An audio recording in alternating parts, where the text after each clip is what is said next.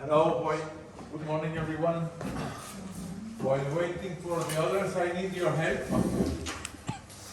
As you have seen, I have requested Google Cloud Platform credit for you, and I received this email sending that no one is using Google Cloud Platform. So as you know, I did this for you. Basically, I asked as I mentioned in my answer a little bit below, I requested my answer in September 15, and I only had the answer from 10 October 25, knowing that the first project deadline was on November 1st. So they understood the issue. But my point is as follows. You have at your disposal Google Cloud Platform, so an infinite power to use. So please use it. For you, it will be a learning experience when you will go work in whatever company, whether business or research. You will need to use cloud platforms. Google Cloud Platform is one alternative, so please use it.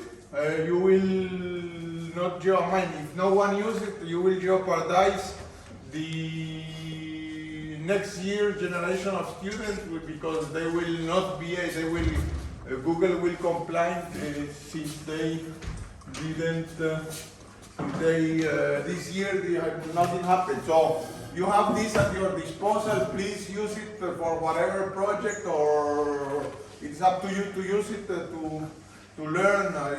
For you, it will be a learning experience how to use cloud platforms, in which circumstances I begin discovering this world. Okay? When I received the email from them, Sorry? When I received the email from them and tried to log in, there was an error and I couldn't. But then let me know. That, I don't know. Let me know the error. You don't have this right. Let me know the error so I can forward them to you. So I can forward your message to them. Okay, I'll try again. So please try it.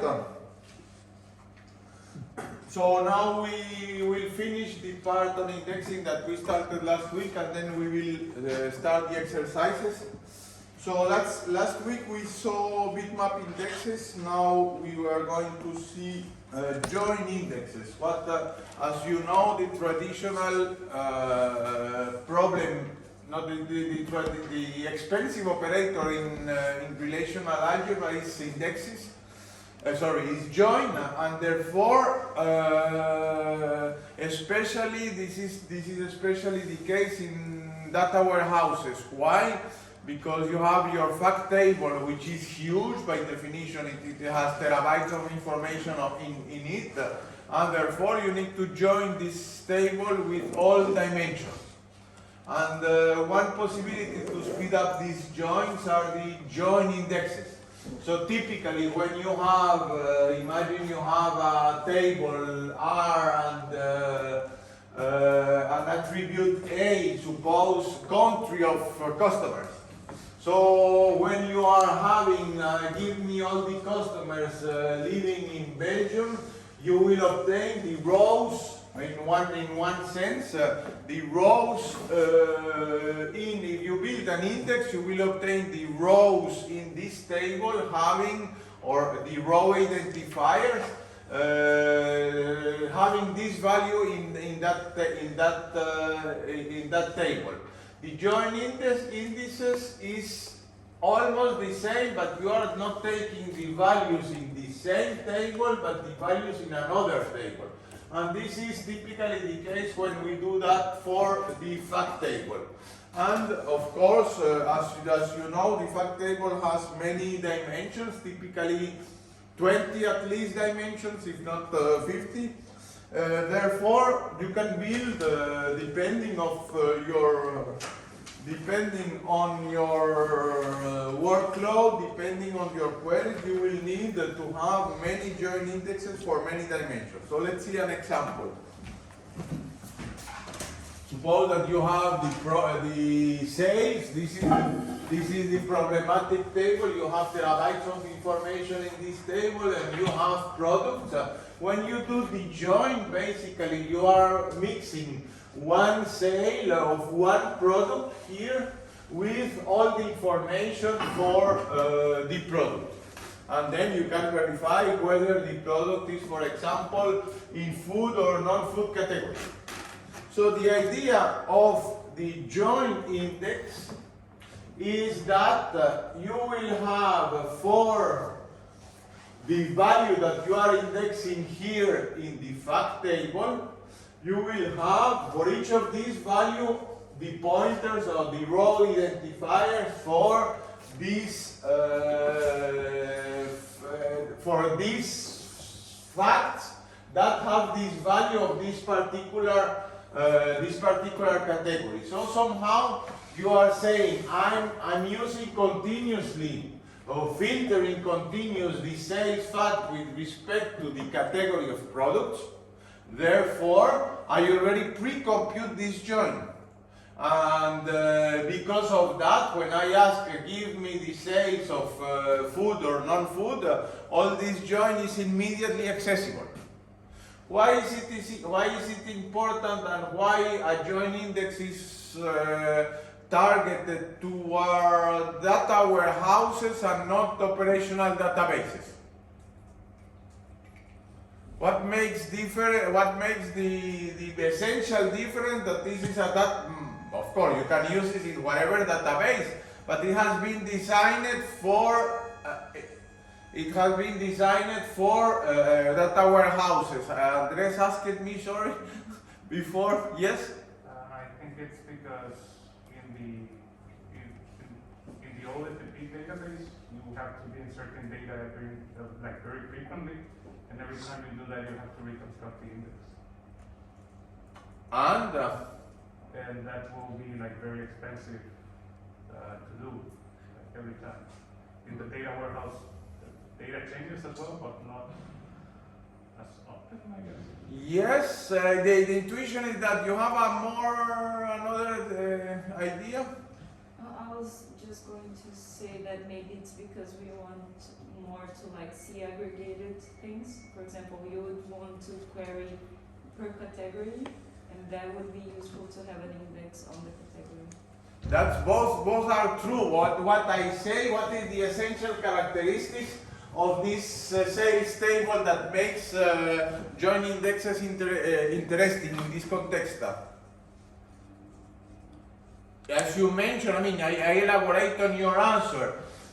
sales last year or even last quarter, it's never going to change anymore. So it's already pre-computed. What is changing are the sales of the last month. Therefore, all these will never change until the last part, part of the table, which this will be continuously increasing for the last sales of last week. So you remember we mentioned yesterday that not yesterday, last week. We mentioned last week that with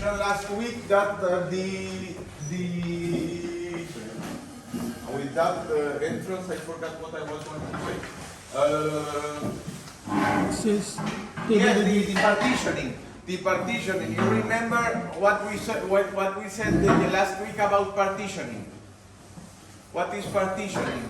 Or we'll see again a little bit today about that. Yes. If I remember correctly, is that you can have this table, and depending on how you are like querying it, you can like partition, as you said, like have like in separate slices the table that makes querying more efficient.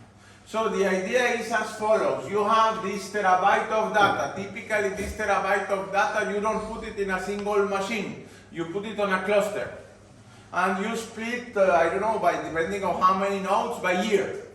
And then one node of the cluster, since we are talking about Google Cloud Platform, one node of the cluster where for 2 years ago, another node for the cluster 1 year ago, and probably 2 or 3 nodes in the cluster for each quarter of this year.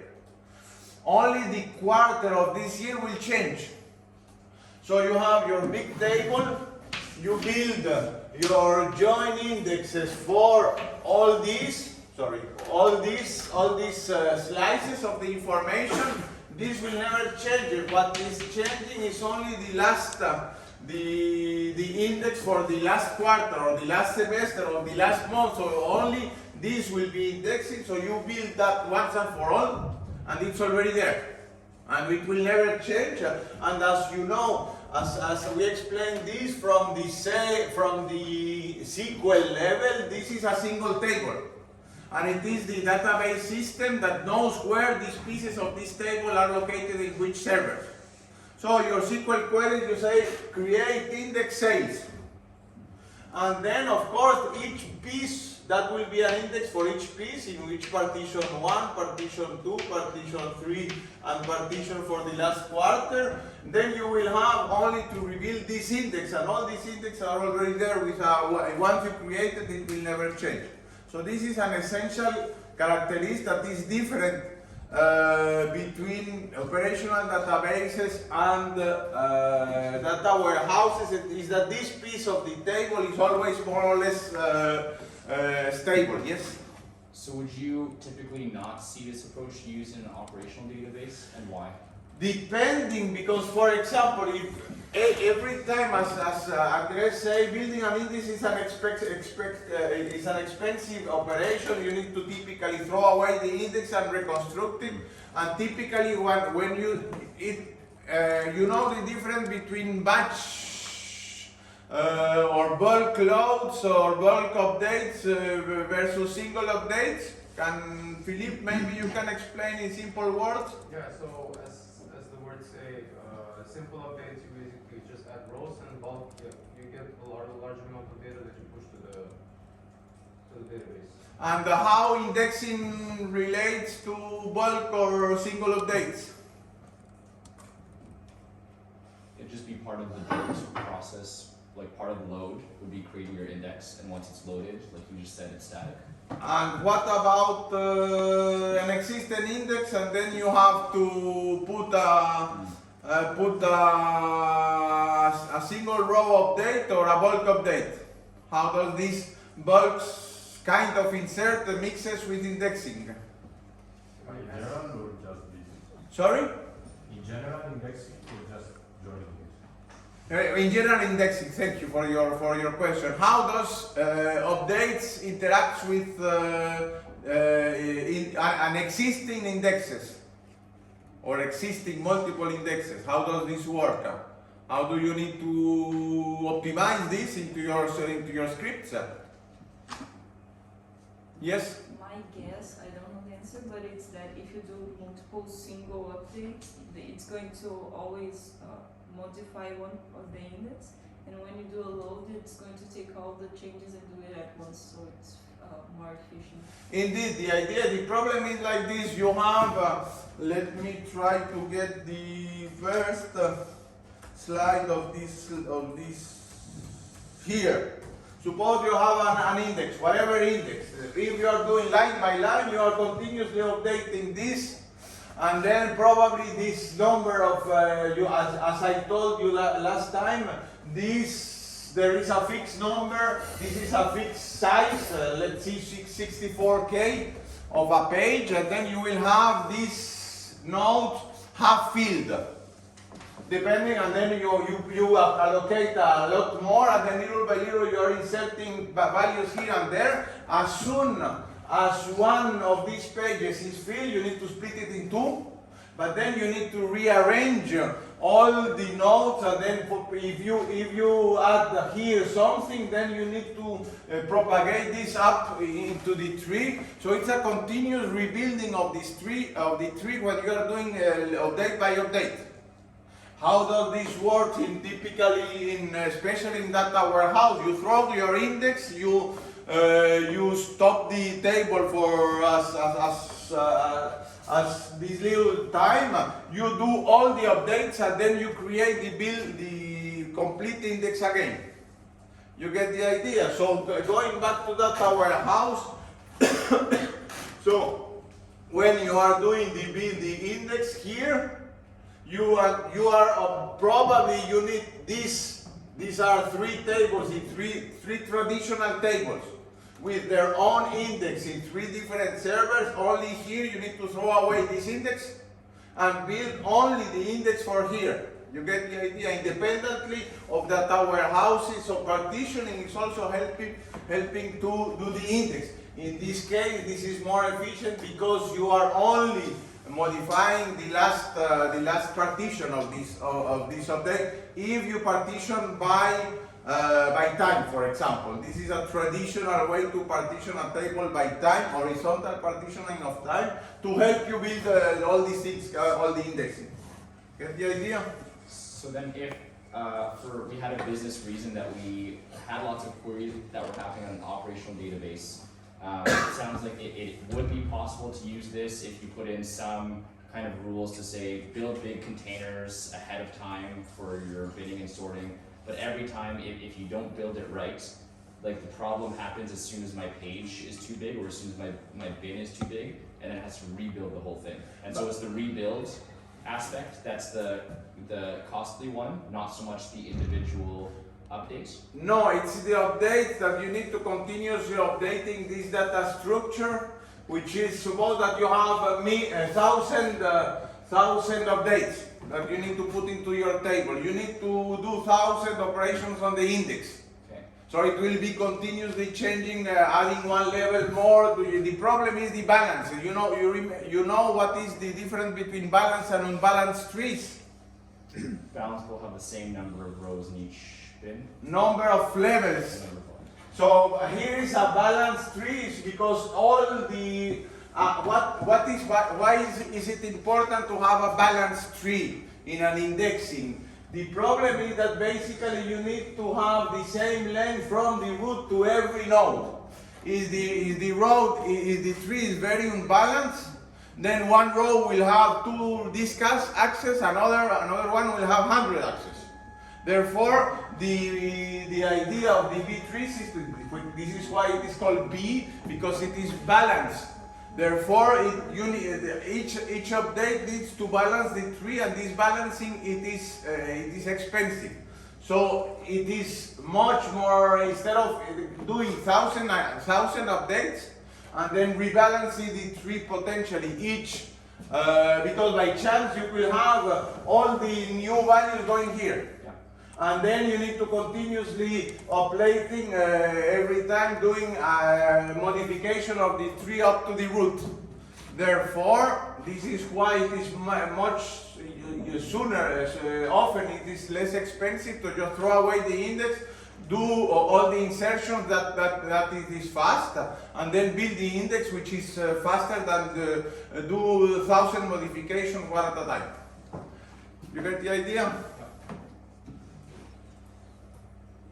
So let me go back where I was.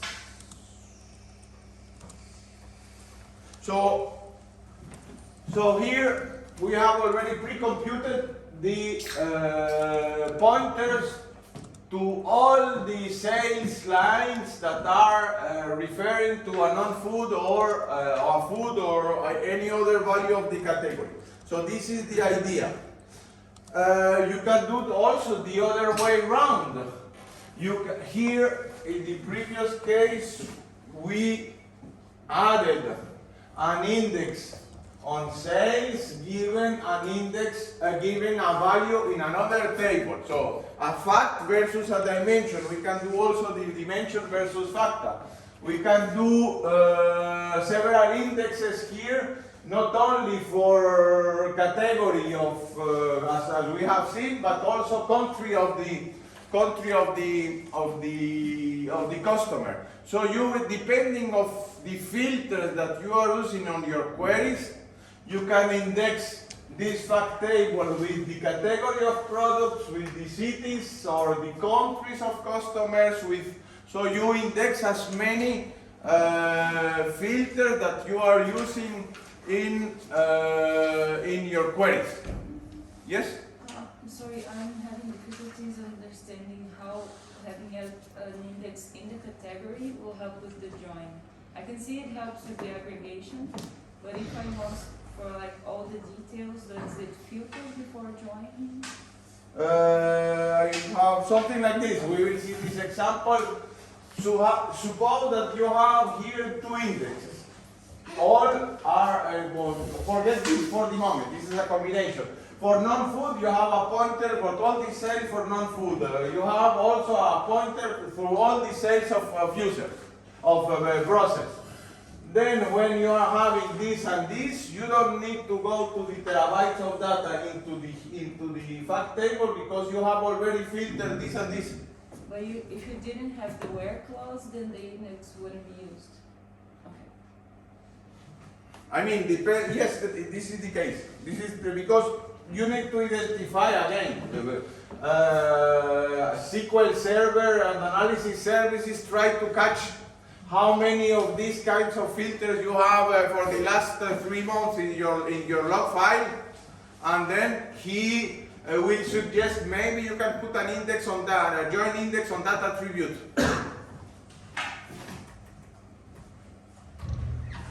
So the variant that we have seen already a little bit with the previous slide is that one possibility is instead of having an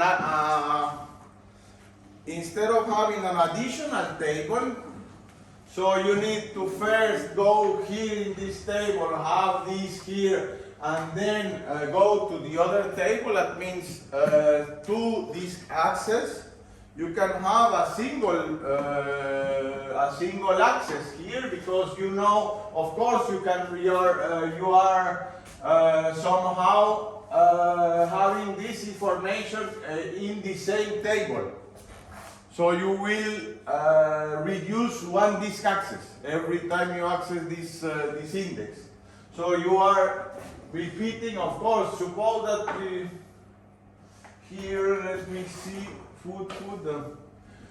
So yes, you are saying at the same time, somehow you are repeating here, because of course you will have many non-food here, and then you will need to repeat the same to the pointers of, but nevertheless, it is sometimes more efficient. So this is one variant, and the other one is instead of having these identifiers like this, you can also have a bitmap index. As we have seen this, so we are combining the bitmap index and the join indexes together. So you will have here four tuples for the table sales, you have a bitmap of size 4, and then you say no food for the first two, food for the last two. Yes? Would this be like a physical table in the data warehouse, or would it be stored in another structure? That could be in another structure. It depends how the system provided. Let me see typical examples I will show you. No, I have it here. In practice, yes, you do something like this. Create bitmap index. This is Oracle. This is does not exist. I even verified this morning. In SQL Server you have bitmap filtering, which is not the same as bitmap index, and this is still the case today. But suppose this, we have bitmap index on the sales table based on the attribute customers.city. Of course, there should be, there should be this column into this table. And then you specify the joint condition there. And this will build the whole structure then. And that will be an alternative structure that if you are asking, give me the customers of Brussels, give me the sales of customers of Brussels, immediately they will use the index. I don't know whether they will be using this or this. Probably it will be using, if you say bitmap join, then it will be say something like this. And then do you immediately have a speed up for this attribute, filtering sales table with these attributes. Yes? So then when it comes to implementation, depending on the database management system we're using, does it know to use the indexes, or is it up to the designer to know, I'm going to design, these are the indexes I know I need, and when I'm doing this query, I'm going to be explicit to say, please use my index? Or does the query planner get into that? Can I answer you Yeah, in yeah, this example here? It's in the next slide. Let me go whether I need something to... There are a few slides about exactly this question. Yeah. I'll do it later. So how does, suppose that you have these two indexes on category and city. So basically you are filtering here one particular value, another particular value. These values are accessible through the bitmap index. Then you simply take the bitmap for the first filtering value food, the second filtering value for Brussels, and then you bitmap indexing. And then you immediately have, so again, the idea, the most indices you will have, the best you can filter it, but you need, nothing comes for free. If you are building indexes randomly, then you will have a lot of space. You will double or triple the size of your data set with as many indexes. So you need to balance how many indices I will use depending on the size available. You remember we did this exercise for the view selection. We say I can afford as many terabytes of view materialized views. This is the same. How much terabytes you have? Suppose that you have terabytes of already only data. Double the size, it will be expensive to double the size only for indices. You need to balance how much you can afford for how much speed you need. This is what I mentioned. Bitmap filtering is something similar, but not the same idea.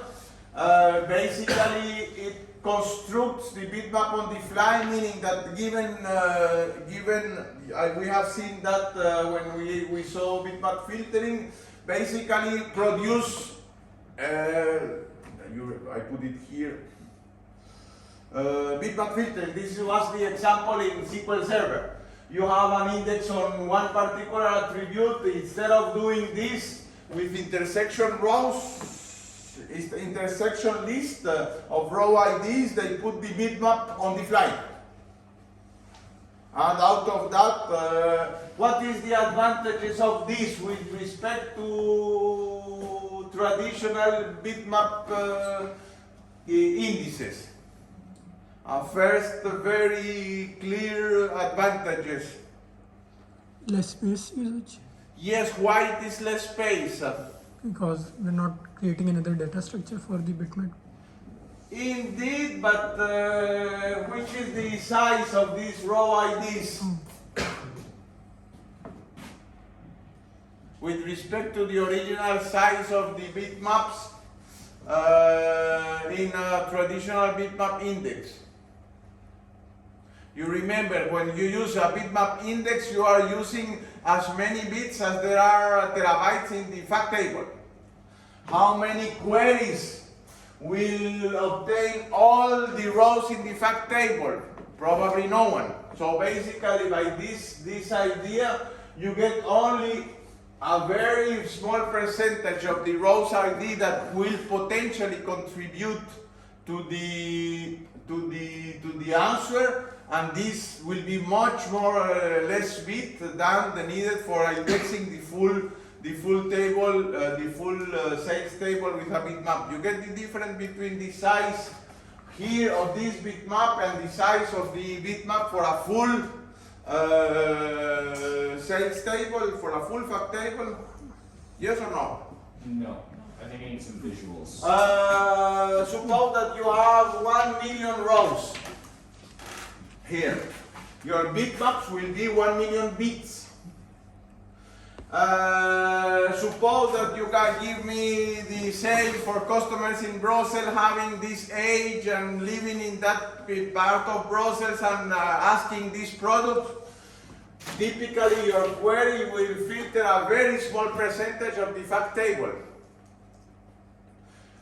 You have an index on Brussels, you have an index on, you have already you already pre-compute a list of potential candidates that you need to do and/or intersection, union, difference, etc. You get the idea?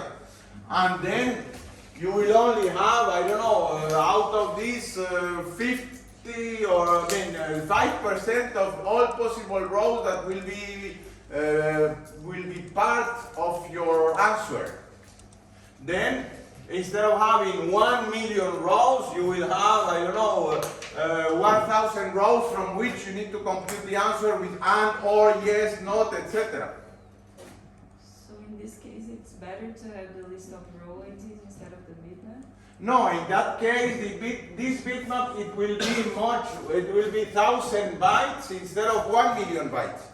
Sorry, can you repeat again? How did you get from 1 million to 1,000? I think there's just a key word I'm missing here.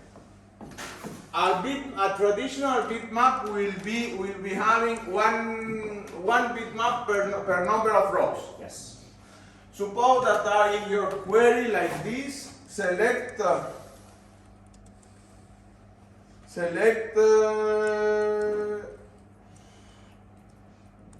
this one. For this category in this city, with this age category, with this salary, etc. So you are already having an index on food, for example, a traditional index on food, a traditional index on city, etc. And then you have already a subset of all these that will eventually participate in the answer. Okay, so when I have multiple, and we're still talking about a join index. Independently of that, whether there are many possibilities depending on whether you have or not, but typically the idea is a query will never have a give me the overall total sales for since the company was built. You will have give me this for this quarter in this, etc. So in your query you are already accessing a little percentage of the full table. These are, for example, one criteria, second criteria, third criteria, fourth criteria, then you have to combine with and, not, or exclusive and these kind of things.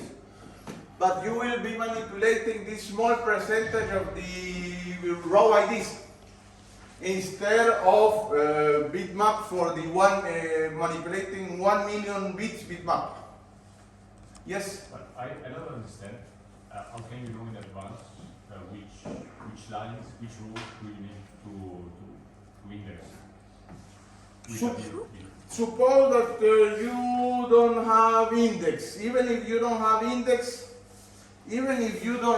indices, how many times in your queries, how percentage of your queries will address the overall sales, and then you need to scan all the full table? Little. So basically, and typically query has many conditions. Therefore, even category food, probably you will have not even a bitmap index, or you can order category or order by city, or you have by definition smaller tables with row IDs. And then with these row IDs, they do intersection difference union of these row IDs for obtaining the final answer. You get the idea? So, yes? So do I take my sales table with 1 million rows and I first apply a filter, say City Brussels? Yeah, and then you will have, for example, city Brussels and category food. Yeah, And then you have two sets, yeah. And then I'm creating a new index. and then you will say, indeed, I have rows from 1 to 1,000. And then you create a row, and then you say this one will be, I don't know, 500, 1 to, say, no, let's put it in some intersection, 1 to 800. And the other from 600 to 1,000. Therefore, when you are doing a complex operation, you create a bitmap for this, a bitmap for this, and then you do the join operation dynamically. Okay, so and then I'm storing a bitmap index that can only be accessed and used No, I don't. when those conditions are connected. I don't, this is during query processing. I don't store anything. So I have a potential superset of answers. I have a potential superset of rows involving in the answer. Suppose that I have an AND, I will have only this intersection. Suppose that you have this and not this, you will have only this or this. You have these operations, but you need to compute this operation for 1,000 instead of 1 million rows. And therefore you create, for this 1,000, you put all this into a bitmap. For this 600, you have, again, you put that in the bitmap and do the bitmap indexing by filtering while doing the query execution. You get the idea? Is this clear or not? I get the idea, but like in my mind, you have and maybe someone stop me if this is just me, but I have a bitmap index of 1 million, I have another one of 1 million, and then No, somehow you don't have nothing. Give me the customers living in Brussels that bought something in the food category. You have probably a traditional index on one column of the fact table or another column of the fact table. When we are doing this and is, you do an intersection. Yes. When we do this and not this, you are doing a difference. Yes. So once you have these row IDs, you do set operations to verify which is with to do all the and ors in the where close. But my outcome of that is still a bitmap of 1 or No, you don't have index nothing. of length 1 million. You are having these are the rows that Brussels. And you don't have it. These are the rows for category food. Yeah. And then you have two lists of row IDs that you need to intersect, union, etc. Okay. Yeah. Yes. So in that case, it would be a set operation, right? You have a set here with the IDs of this table, the set of these tables here. So when you get as a result, it's a set as well, right? As you are saying, which are the customers that bought live in Brussels that bought not food? You have a list of rows here intersecting, give you the answer.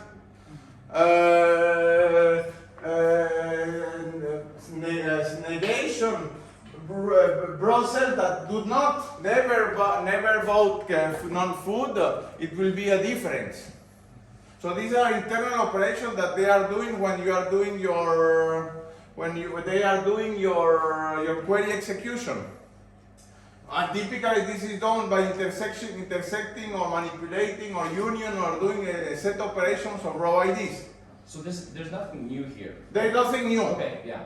Then, for doing this operation, very easy, instead of having to do intersection with 1,000 rows and union and minus, etc., you do the bitmap, and then all these operations are done in a bitmap. Okay, so the only difference is instead of saying where Brussels equals Brussels or where city equals Brussels, I'm saying where ones and zeros equals ones and zeros. You do bitmap operation and nor, etc. So this is the bitmap created in index in SQL Server without an index.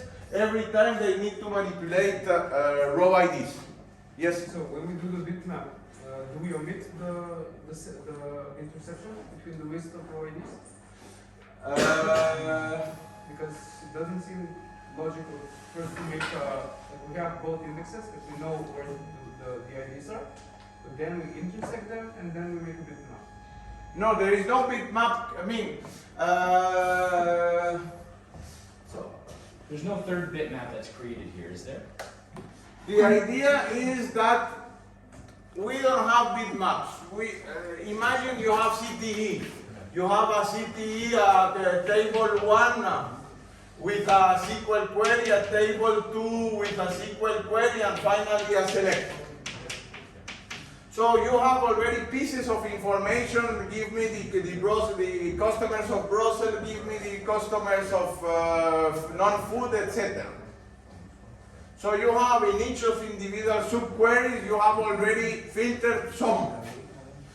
Here, the result of this query will be row ID, this set of row IDs. Here will be again a subset of row IDs. And then here, if you do a join and and, not, or, etc., you just manipulate this set of row IDs with set operations. And the idea, when you have 1,000 values and then 1,000 values, and then you need all these operation, union or operation, you need to do it, kind of programmatically. If you convert this in a bitmap, this in a bitmap, you immediately have the fastest way to do that. Yes, question? So I want to point out that here, contrary to what we have previous belief of bitmap, we're not using bitmap for indexing, No. but rather just ending and oring, like performing. This So is yes, exactly, but this is the way SQL Server implemented. When I prepared this morning the lecture, I was going into the Microsoft web pages. There is still not bitmap indexes, at least in the on-premises. Probably I didn't have time to look whether in the cloud version they have bitmap indexes or not, but at least in your on-premises, when you install SQL Server, you don't have bitmap indexes, but you have on-the-fly bitmaps helping them to compute this kind of operation each time they need to do this union, intersection, and difference of row IDs. Is this clear a little bit for you also? Yes. So if this way of ending is better, then shouldn't it be the default? Like, why do we need to specify that perform this arithmetic with bitmaps? No, they choose. They choose, and then they say we have bitmap indexes, which is not the same as we don't have bitmap indexes, we have bitmap filtering, and this is how we do it. But they do it independently of you. They do it. This is an internal optimization they have in SQL Server.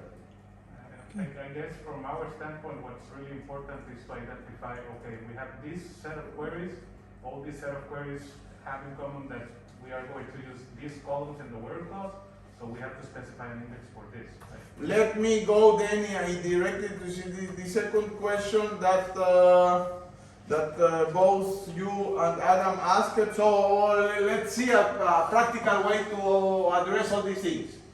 the type of indexes that we have many type of indices in any database system. We need to decide which kind and where we put our indices. So whether can someone explain what does it mean query selectivity? There are lots so- of queries that are doing a filtering, like where clauses. Selectivity remains to filtering. How do I know that the selectivity of this is big and the selectivity of this is small? Indexes. No, but I mean, what does it mean concretely by saying this condition has high selectivity, this condition has low selectivity? It's like if we compare the total number of rows in the table, the distinct values of each attribute divided by the number of total rows. It would be like the probability of finding that Yeah. value in the. So for example, if we have a male-female table, the selectivity would be very low, like Half. Yeah, it will be half. So that means that the selectivity there is very low because like if we pick something, we're gonna be sure that it's either gonna be this or this. But for example, if you have a worldwide database, clients in Brussels will be, for Amazon clients in Brussels will be a very high selectivity because it's only one among many possible values of the city. So selectivity is that. Then going here, you get this dimension, low selectivity and high selectivity. Male, female, cities living in Brussels for Amazon, okay? On that dimension, many values, many potential values or not. So when you have this, depending of where, more or less, it is just a schema for thinking. You need to choose the right set of indices for your database. Let's see this example. Traditional sales with customers, products, and data. For the moment, we only specify primary key, primary key, primary key, primary key, no indexes. Give me. Then you need, I can afford that many terabytes of indices, which will be, the indexes I will be building on this data warehouse. You say first that based on the keys that you have, if you are planning to join a lot with those tables, which makes sense to me because of the contextual information they give, you likely want to have like some join indexes for those three columns. Let's start with traditional indices. Do I need to find, give me the product name with the product with product key 1, 2, 3, 4? Is it a common query? The same for data, the same for customer. Typically we do an index for the primary key in the table. That will be a traditional B3 or B+3 indexes. In addition to that, indeed, we can add a thing, and that will be, give me, even here, we have a B3 indexes for each of the components of the primary key. You may remember that we already said that typically you can even have a primary key, which is a surrogate key for sale, and then you have a reference key, referential integrity for going from here to here and for all the dimensions. But nevertheless, you can in addition have individual keys here. Then you can begin whether you can have or not this kind of bitmap joint indexes here. You can see city. Is it a low cardinality or high cardinality?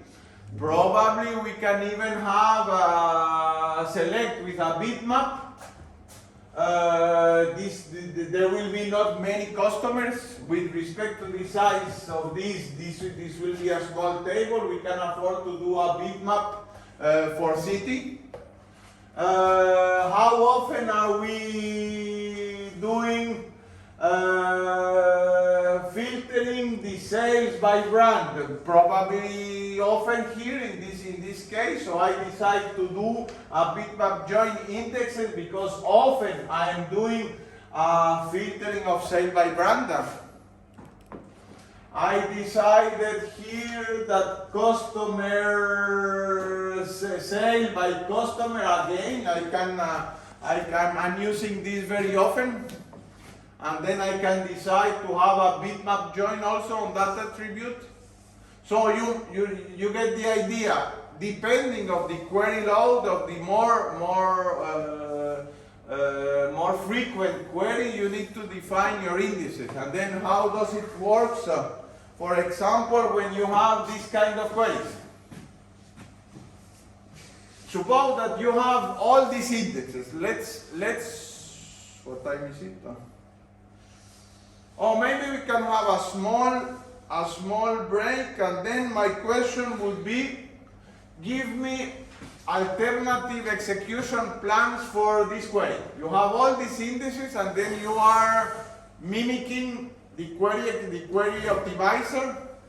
Among all these indices, try to find alternative plans and choose the best one for having this query executed as fast as possible. So that is the discussion we are trying to do after the break.